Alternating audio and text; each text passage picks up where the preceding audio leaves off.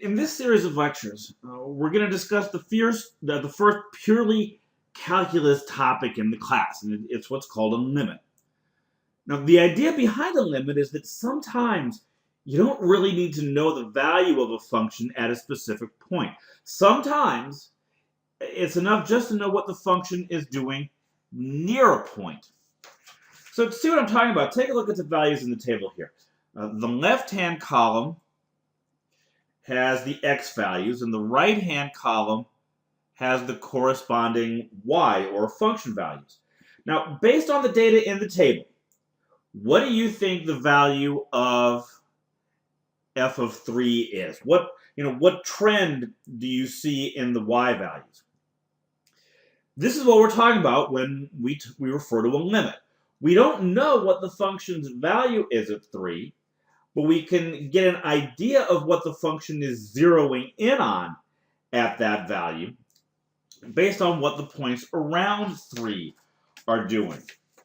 So if we look at the left-hand side of the graph, that is the values of x that are less than 3, the function values, or y values, are getting closer and closer to 2. And if we look at the right-hand side, that is the values of x that are greater than 3, the function values are doing the same thing.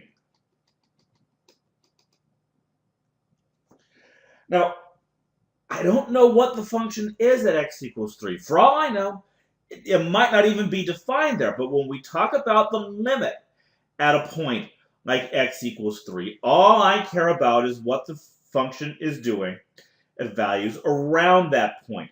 And I put the notation that we use to write this on the graph here. When we're looking at values to the right of a number, we use this notation to represent the limit, and we're looking at values to the left of a number, we write it this way.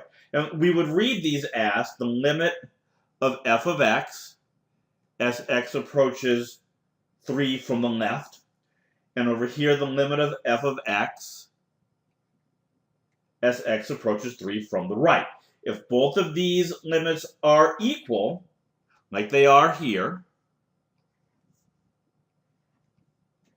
then we can go a step further and say the limit of f of x as x approaches 3 is 2. To get an idea of the different circumstances that we can have with limits, take a look at these graphs. All 3 of them go through the 8 points on the table on the previous slide, although all 3 behave very differently at x equals 3. The first one is a standard parabola that actually goes through the point 3, 2. The middle one is undefined at x equals 3. And the third is defined at x equals 3, but not at the point that would make the graph smooth or connected. Now, despite these differences, the limit as x approaches 3 is the same for all 3 functions, because in all 3 cases, the function is closing in on the same point, and that's all that we care about when we talk about a limit, not what the function's value actually is at that point. Now, the middle case in particular, where the limit exists even though the function is undefined at the specific point that we're interested in, is going to be particularly important as we get further into the class. And now that we have this general idea of what we mean by a limit, we need a more precise definition. And to start with, I've written out a heuristic definition here. That is one that's based on descriptions rather than mathematical equations, and that matches what we've been discussing so far. So for now, this will be enough for us to start talking about the limits of specific functions at specific values. Now, in the previous slide, we've seen some unusual circumstances where a limit exists even though the function has some kind of problem, like not being defined as a specific value. Well, our definition of a limit gives us some much needed flexibility in talking about problem situations like those. There are still going to be situations where the limit of a function doesn't exist. Items 1 and 2 here cover the situation where a function becomes unbounded or infinitely large. That's what we see with something like f of x equals 1 over x.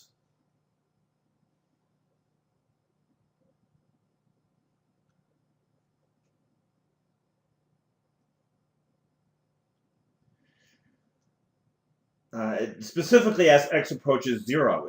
If we trace along the function, you can see that the limit as x approaches 0 from the right is plus infinity, where the limit as x approaches 0 from the left is negative infinity. Now, in situations like this, the generally accepted rule is a little confusing. On the one hand, we still have to conclude that the limit doesn't exist because limits have to be real numbers and infinity isn't a real number. However, even though it seems contradictory, it's also generally considered acceptable to write the limit as x approaches 0 from the right equals infinity, or for the other side, the limit as x approaches 0 from the left is negative infinity. All right, item 3 is a little more straightforward. It's saying that if we have a situation like this,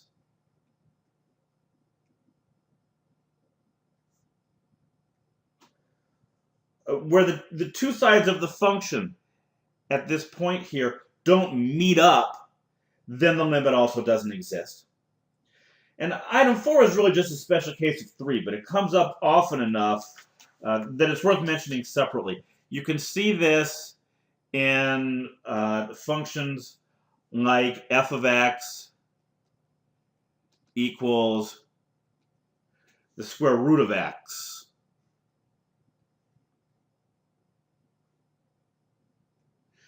The limit of this function as x approaches 0 doesn't exist because the function is defined on the right-hand side of 0, but not on the left. In this case, we could say the limit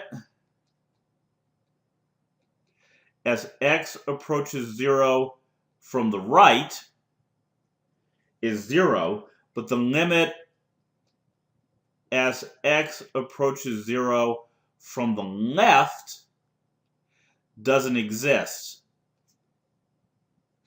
Because the function isn't defined on that side of 0.